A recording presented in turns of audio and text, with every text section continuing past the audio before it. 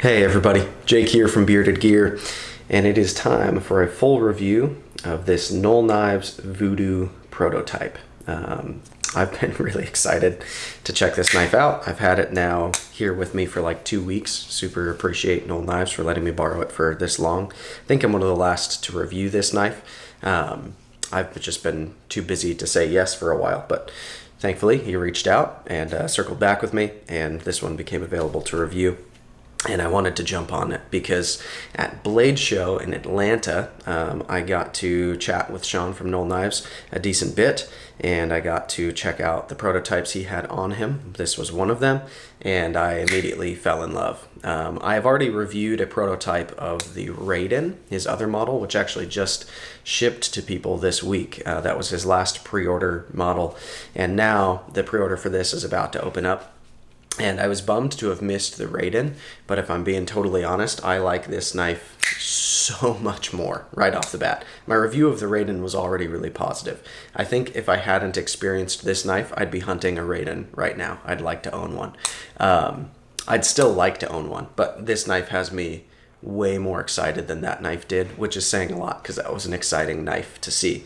So the Voodoo is the second design being offered to the market from Null Knives, and I'll say right off the bat the details of when this pre-order is and what the couple of revisions are that he's posted, and then I'll talk about my thoughts, just as I typically would in a review after sharing all that. So first and foremost, let's talk revisions real quick. The first one is there's going to be an increase in the depth of the clip. So what I understand that to mean is that the clip is going to move a little further back on the handle so that it goes all the way to the butt of the knife.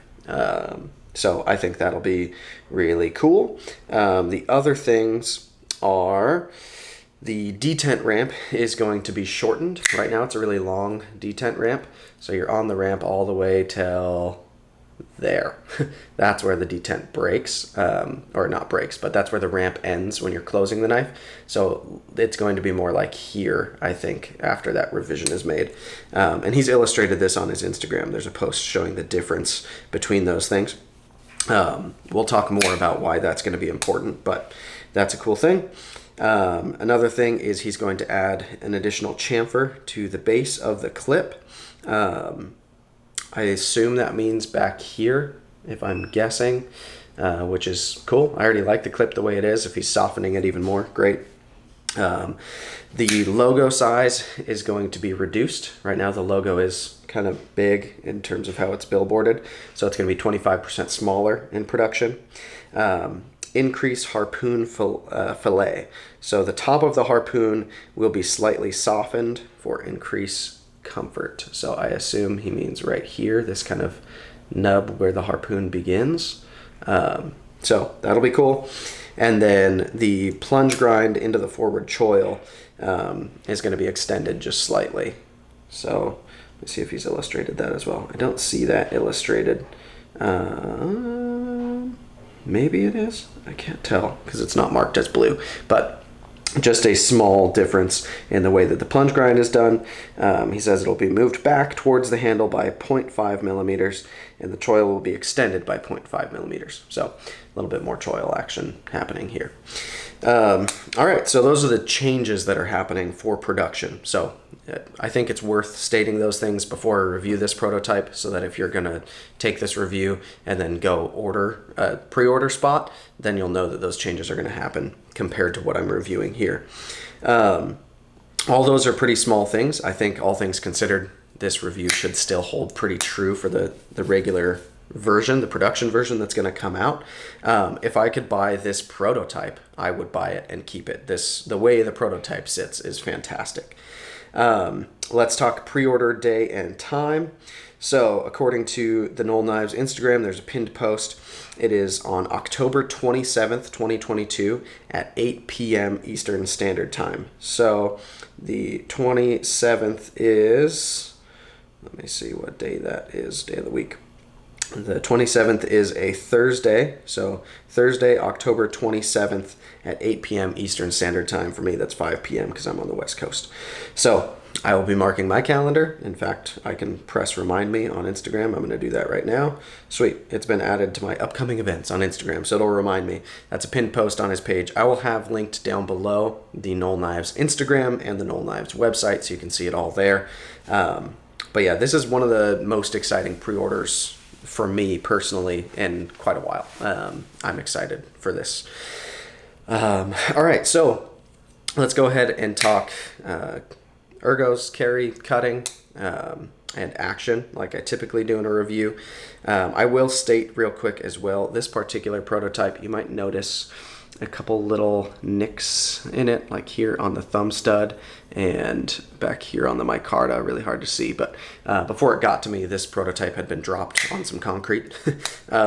And functionally, it still works perfectly fine. But if you notice just a little glint or something, that's what that is. And I'll say, even with those little defects of it having been dropped, it's still functionally perfect on center. The action's fantastic. The detent feels great. So I'm not saying it's drop proof if you get one, but this one's been through a drop and it is essentially fine other than those little aesthetic things. All right. Now here we are, 6 minutes into the review, and I'm just kind of getting started with the review. Sorry, all of you who will be mad at that, but I'm not sorry. Let's start with ergonomics. I feel like that's usually a good place to start. You'll notice right away that there's a lot of shape going on in this handle, and that can be a tricky game to play. Whenever you move away from a really neutral handle and you start shaping it to fit a hand, it isolates people in terms of it will fit some hands and rarely fit others. Like if you have small hands and a knife feels really locked in because the grooves fit your hand, then someone with large hands likely isn't going to find that it feels locked in. Instead, they're going to find that it feels hot spotty because their hand is going to land on humps and lumps instead of into grooves, and vice versa. If it feels great for someone with large hands, then it might not feel great for someone with small hands. I wear men's medium gloves, but I fill them out real well. And for me, this knife is like an ergonomic dream. The first thing that I noticed about it when I held this knife at Blade Show was how locked in it felt, both in the like back here kind of standard saber grip or choked up into the choil. Either way, whether I'm choked up and using the choil or choked back and not using the choil, it feels like one of the most molded to my hands knives that I've held yet. It's really impressive how well these grooves fit my hand. So you'll see you've got kind of a main groove here if you're not counting the choil, and my pointer finger index is perfectly into that. Then you've got this like partial groove here that ends into that and then peaks back here, and for me my next two fingers perfectly land on that, and then you've got this flat up here, and that's right where my pinky lands. If I shift forward and I put my pointer finger into the forward choil, all of that just scoots forward by one, so you'll see back here my hand ends just before that little peak that results in a flat at the end of the handle. So it's really just, for my hand size, perfect. I'll say at Blade Show, Ryan, my business partner from Left Concepts, Ryan Rimmer, he was standing with me, obviously, at our table when we were playing with these, and it fit his hand super well in addition to fitting mine, and he does have thicker fingers than I do. I'm pretty sure he wears a large glove. So somehow, in the midst of it fitting my hand perfectly with my smaller end of the spectrum hands, I've heard several people with bigger hands than me say that it fits their hands really well, which is impressive. I don't know what kind of wizardry took place design-wise from Sean to make it fit this well for my hand and somehow fit other people's, because it feels like it was designed to go in my hand, and that's impressive. So yeah, ergonomically, in a saber grip, it is an absolute win. Choked up, choked back. This is the grip that I use most when using a knife, and it's fantastic. Hammer grip, same thing. Super, super comfortable. Reverse grip, super comfortable. Reverse grip draw cut, fine. It's not uncomfortable. It doesn't feel like it was meant to go this way because it wasn't, but it works if you need to make a cut that way. And then forward grip draw cut is actually quite comfortable. I like this a lot. So if you're having to cut through something towards yourself against the Boy Scout code, that could work. So you might lose your Whitland chip, but you could do that. Anyway, all right, so ergonomically, for me, it's like one of the best knives I've handled. against the hundreds of knives that I've handled, this would be in the top few in terms of ergonomics for me personally. Other favorites for me include knives like the Koenig Arius. I would say this knife feels more specific to my hand somehow, and as comfortable as an Arius does to me. But yeah, anyways, I really, really love the ergos on this knife. Feels fantastic to me. So that's ergos. Let's talk carry, I guess, next would be a good place to go. You'll notice this knife is fairly thin. I don't have calipers on me. I'd be confident in saying it's under a 1/2 inch thick.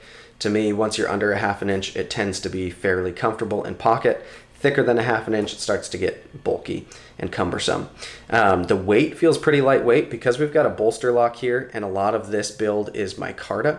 That brings the weight down, and then you can see the titanium underneath the micarta, like the actual liners or scales, whatever you would call those in this bolster lock type of situation, is fairly thin.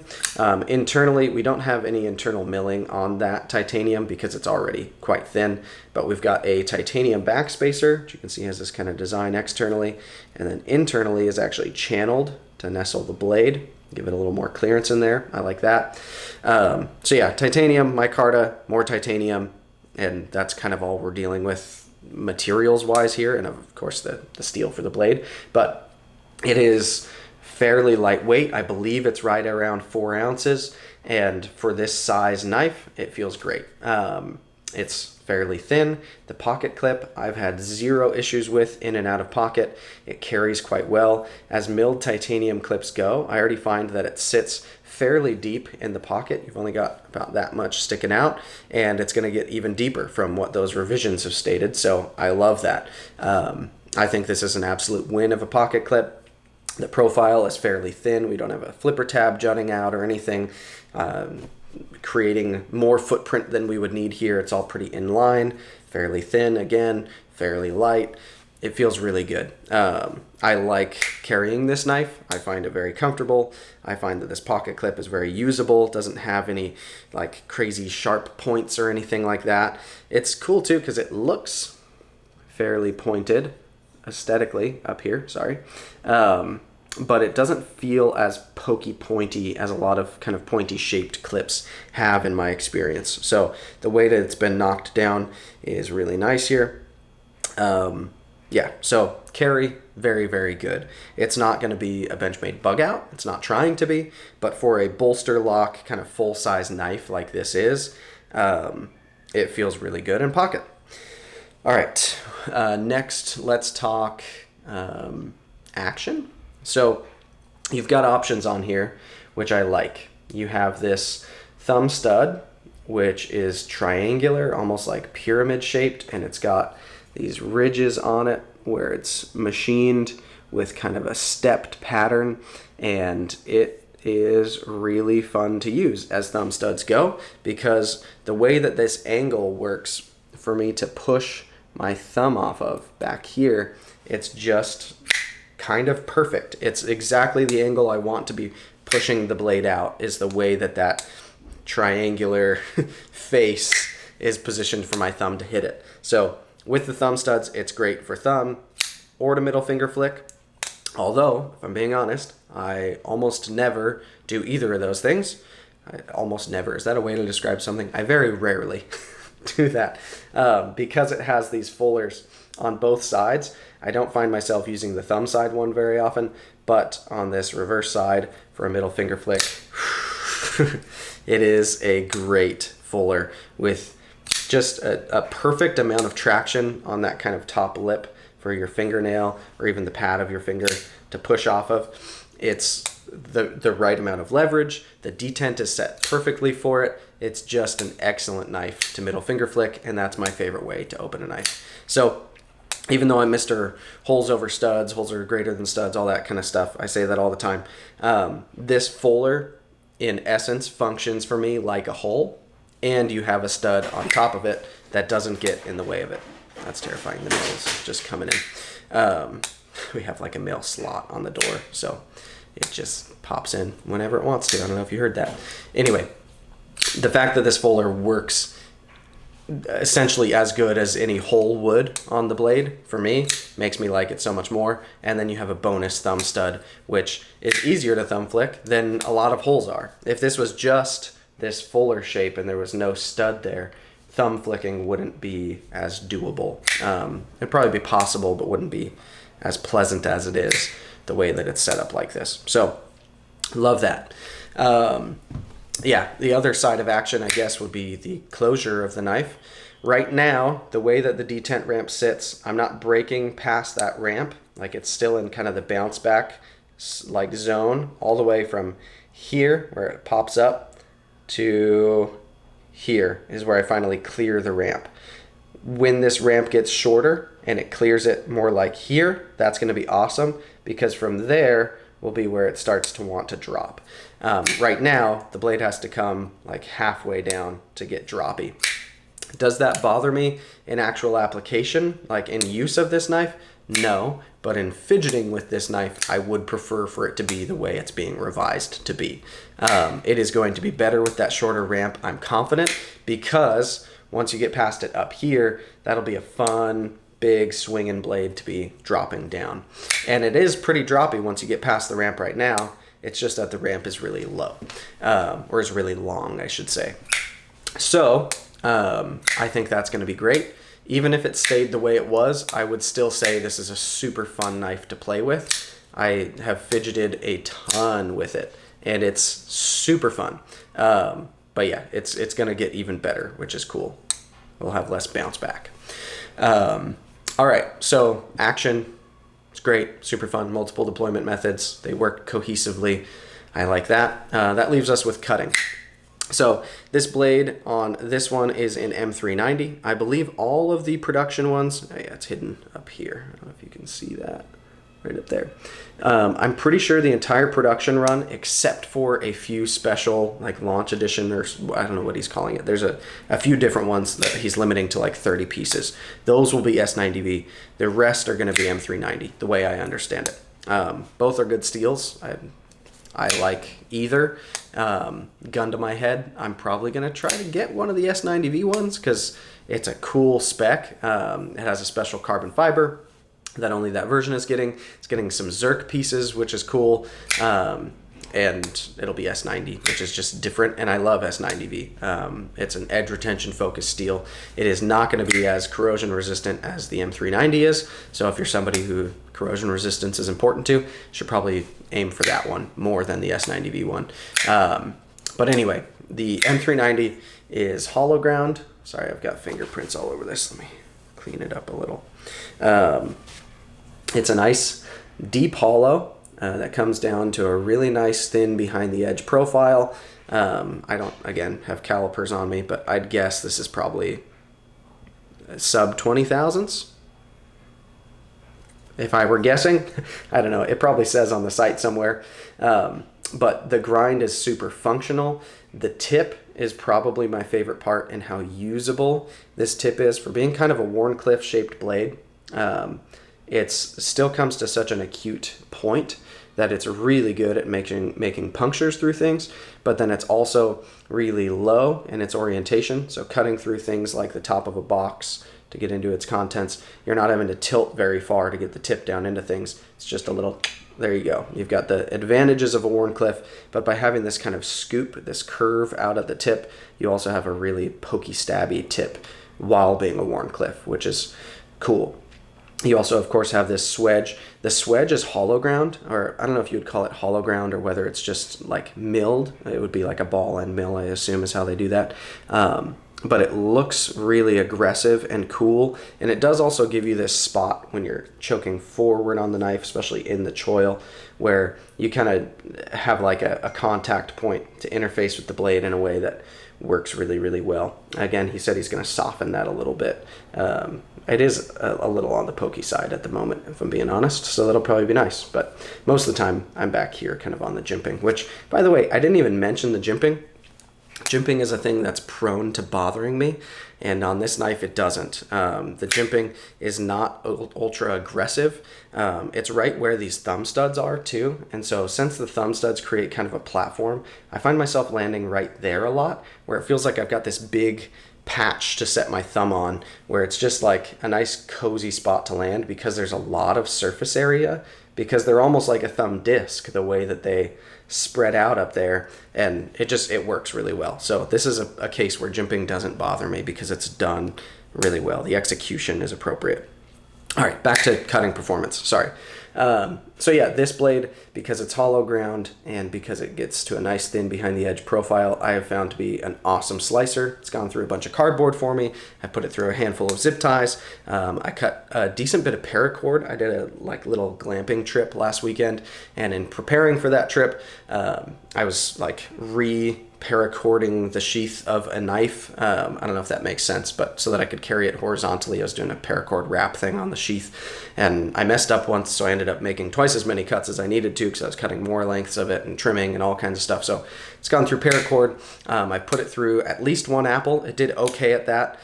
Being a hollow grind, that ends up coming to not a thick stock, but a fairly robust stock. It did want to split the apple a little bit once it got up the grind, just because you're gaining thickness, and so it's going to want to split the material rather than slice through it if you get up high. But yeah, I mean, as an EDC knife, this is a totally appropriate grind. This is a knife I'd be very comfortable having with me in any of my everyday type of activities of cutting. You've got a great amount of blade length. I believe we're at 3.6, maybe 3.7 on here. It's over 3.5 for sure. I should probably look that up. I don't know. You can look it up on the site. It'll be linked down below. It is a full-size knife. So this is a knife that for me would be a primary carry, front right pocket, and I wouldn't think twice about having this knife on me. So, in cutting performance, I was super happy with it. It did great at everything I threw at it. The M390 from Reat is generally treated very well. I've had good experiences with it across the board. As somebody who also uses Reat for production within Luft Concepts and uses M390, I've put it through a lot of paces in that regard, just testing my own knives and things. And yeah, I think this is awesome. I really, really love this knife, and I will be pre-ordering one. Now, the question is, which one will I pre-order? I would like to get that more exclusive S90V one if possible, because I think it's just going to be really, really rad. It's going to be more expensive than the other variations, I believe, unless maybe you go for Damasteel or something. I think that might be an option too, probably will be. But yeah, if I don't get that S90V one, I'll probably do the black camo carbon because it looks awesome to me. But frankly, all of the versions look really cool. There's a couple different micarta variants. There's a couple carbon fiber variants. And within the spread of them, it's kind of like a you can't go wrong type of situation, in my opinion. They all look good. I'd be happy with any of them. So that's a good problem to have, is choosing between them. But yeah, fingers crossed that I can get one of those cool launch edition ones. I think he also has a Facebook group now, and 5 of the spots for those 30 special ones went to that Facebook group, and I saw it too late. They did a lottery in there, so it might even be just 25 that are available on drop day. I don't know, but that one will be limited, so odds are I may have to settle and go for a more basic version, even though none of these are basic, because it's just a really cool design. When you look at this knife, I feel it doesn't look so much like anything else that's already out there to me, which I love to see, some real originality coming. But it's also, there's nothing boring about this knife. Every space seems to be occupied by just enough design element without being so busy that it's obnoxious. And to me, I just think it's a really cool looking knife that's also so functional, fits my hand so well. This is the most excited I've been about an upcoming knife in quite a while. I was really excited for a long time about the Evo 3.0. I just got mine. So this has been really exciting. And now this is going to be the next pre-order I have on the horizon that I'm really, really stoked for. And I've been less, maybe that's not fair to say, I've been a little less excited about knives since having knives of my own design around for kind of a while now. I have landed on some of my absolute favorites that I have in my collection and I carry often. And then I've got the AVNT, which I carry regularly. We've got a new batch of AVNTs on the way. We have prototypes coming for our next design, the RWB. We've announced that on our Instagram for Luft Concepts. And then there's other designs we're even working on. So I feel like a lot of my like space for excitement for knives has been taken place more in like my own designs and stuff like that. And then in my like tried and true favorites like the Arius and the Roosevelt and the Mini Goblin and some knives, the Evo 2.0 and now the 3.0. Like these knives have kept me excited, and they're knives that I already have. And so to have something new on the horizon, that's not something I've been working on, but is coming from somebody who is a super nice guy when I met him, B, a new designer who this is only his second swing at producing a knife design, and it is out of this world good. That's really cool to me. So not only am I excited about the knife, I'm excited to support him and his business, and I think it's really cool to see how intense, how not simple this is from a new designer, and how it's executed so well. It's not like a bunch of ideas just thrown at something and like, oh, wouldn't all this be cool? And then it comes out and it's like, oh, it's too much. To me, this is not too much. It's just enough. And it's really, really well done. And Riat crushed it on the build, of course. So it's all great to see. Anyway, I've been rambling plenty. I'm going to be pre-ordering one. If you are looking for a recommendation whether you should, I would say this is, in my opinion, one of the most exciting pre-orders that has happened in a really long time. I'd love to see it sell out quickly because I think it deserves to. I think this is that good of a knife. And yeah, I will link down below to the site, the Instagram for Null Knives. Check them out there, and be ready for October 27th at 8 p.m. Eastern Standard Time. All right. Thanks for checking it out, guys. We'll see you on the next one.